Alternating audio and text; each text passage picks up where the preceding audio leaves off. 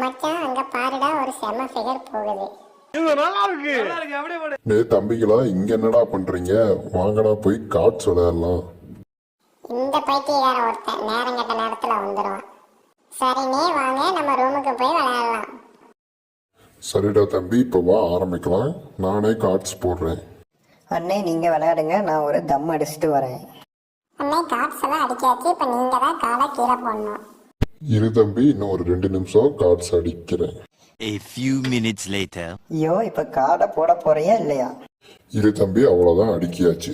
டே கிழட்டு பயல, காடை இப்ப போட போறியா உள்ள உன்னை தூக்கி போட்டு இப்ப மிதிக்கவா? என்ன தம்பி, வயசுல மூத்தவங்களுக்கு மரியாதை கொடுக்காம பேசுற? உனக்கெல்லாம் என்னடா மரியாதை? அப்படிதான்டா பேசுவோம். இப்ப மட்டும் நீ காடை கீழே போடலைன்னா இப்ப நடக்கிறதே வேற.